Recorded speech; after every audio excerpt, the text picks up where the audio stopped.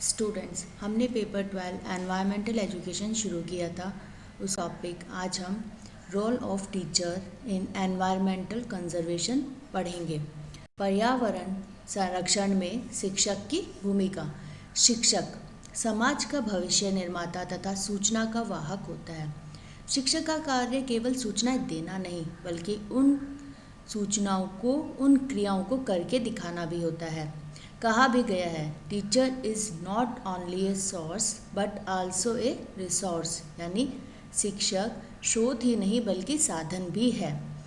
वर्तमान स्थिति में इस बात की बहुत ज़्यादा आवश्यकता है कि शिक्षकों एवं छात्रों द्वारा पर्यावरण संरक्षण एवं प्रबंधन के प्रति समाज में चेतना उत्पन्न की जाए। अब हम पढ़ते हैं पर्यावरण संरक्षण में शिक्षक के उत्तरदायित्व किस प्रकार से हैं। देखिए, पहला है रोल मॉडल, यानी शिक्षक को प्रत्येक क्षेत्र में रोल मॉडल होना चाहिए। जब तक शिक्षक खुद पर्यावरण संरक्षण के प्रति जागरूक नहीं होगा, वह अपना उत्तरदायित्व ठीक प्रकार से नहीं निभा सकता। सेकंड है शिक्षक प्रभाव। एक विद्यार्थी जिसके जीवन का कुछ भाग स्कूल में व्यतीत होता है, यानी उसका बाल्यावस्था से किशोरावस्था तक का वक्त स्कूल में व्यतीत होता है। अतः शिक्षक को चाहिए कि वह पर्यावरणीय तकनीकियों की जानकारियों से छात्रों को अवगत कराए तथा उनमें प्रारंभ से ही नैतिक गुणों एवं अच्छी आदतों का विकास करे। थर्ड पॉइंट है सांस्कृतिक एवं सामुदायिक कार्यक्रम। शिक्षक को विद्यालय में बीच बीच में ऐसे कार्यक्रमों का आयोजन करना चाहिए, जैसे स्काउट गाइड्स है, एनसीसी है, जिसके द्वारा छात्रों में संरक्षण के प्रति जागरूकता उत्पन्न हो। फोर्थ है जागरूकता रैली एवं बोलती दीवारें। तो शिक्षक को विद्यालय में बच्चों द्वारा जागरूकता रैली का आयोजन किया जाना चाहिए और दीवारों पर पर्यावरण से संबंधित स्लोगन, संरक्षण, प्रदूषण की स्थिति आदि के पोस्टर चिपका के बच्चों में जागरूकता उत्पन्न कर सकते हैं। फिफ्थ है अकादमिक कार्य एवं सृजनात्मकता।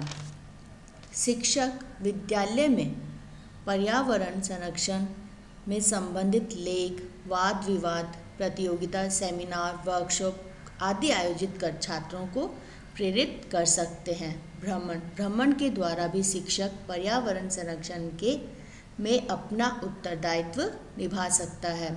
अब हम पढ़ते हैं पर्यावरण संरक्षण में समाज की भूमिका। समाज किस प्रकार अपनी भूमिका निभाता है पर्यावरण के प्रति। देखिए, प्रदूषण को नियंत्रित करके, वृक्षारोपण करके, रसायनों को कम से कम प्रयोग करके, कपड़े या जूट के थैलों का उपयोग करके संरक्षण में समाज अपनी भूमिका निभा सकता है।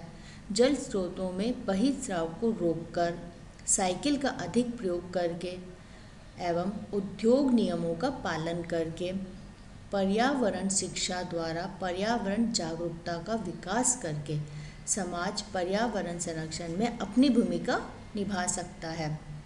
अब हम पढ़ते हैं पर्यावरण संरक्षण के प्रमुख आंदोलन, जिसमें पहला हम पढ़ेंगे चिपको आंदोलन। चिपको आंदोलन एक पर्यावरण रक्षा का आंदोलन है।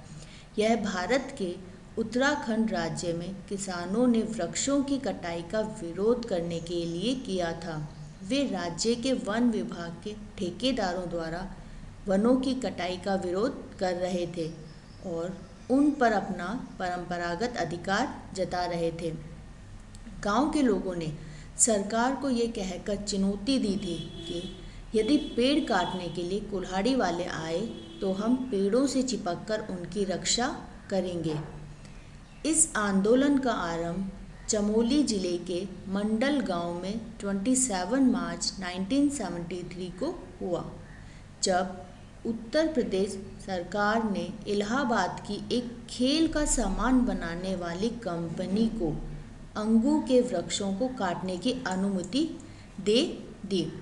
सन 1974 में रेनी गांव की महिलाओं ने ठेकेदारों के पेड़ काटने वाले श्रमिकों को जंगल में खदेड़ दिया।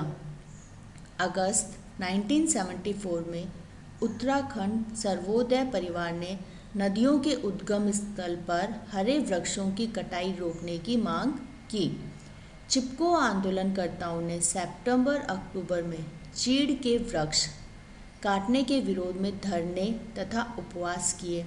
यहाँ की महिलाओं ने यह नारा दिया, क्या है जंगल के उपकार, मिट्टी पानी और बयार, मिट्टी पानी और बयार, जिंदा रहने के आधार। इस आंदोलन में महिलाओं का सबसे अधिक योगदान रहा।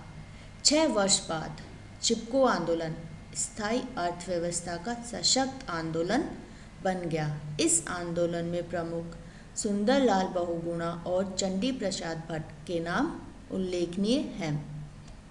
सेकंड हम पढ़ते हैं अपीको आंदोलन, जो कन्नड़ भाषा का शब्द है और कन्नड़ में चिपको का पर्यायवाची है। चिपको आंदोलन से प्रेरित होकर अपीको आंदोलन प्रारंभ हुआ, जो कि चिपको आंदोलन के 10 वर्ष बाद अगस्त 1983 में हुआ। यह आंदोलन बरडेथी हाइडल प्रोजेक्ट के विरोध में कन्नड़ लोगों द्वारा आरंभ किया गया था। यह पूरे जोश से लगातार 1 मास 8 दिन तक चलता रहा। इस आंदोलन में युवाओं ने बड़ी संख्या में भाग लिया। इसके अंतर्गत ग्रामवासियों ने हरे वृक्षों को काटने तथा जल विद्युत परियोजनाओं पर रोक लगाने की मांग की। यहाँ के वनों को काटने वालों को रोकने के लिए लोगों ने वृक्षों को आलिंगनबद्ध करने का तरीका अपनाया। अब हम पढ़ते हैं नर्मदा बचाओ आंदोलन। इसके प्रणेता मेघा पाटेकर थी। नर्मदा बचाओ आंदोलन लगभग 20 वर्ष तक चला, जिसमें सत्याग्रह, सम्मेलन, प्रदर्शन आदि का सहारा लिया गया।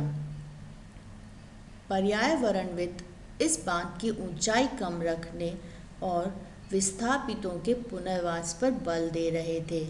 अंततः सुप्रीम कोर्ट द्वारा इस संबंध में आवश्यक निर्देश देने से आंदोलन समाप्त हो गया। आज का टॉपिक कंप्लीट होता है। अब हम आगे का नेक्स्ट लेक्चर में पढ़ेंगे। Thank you.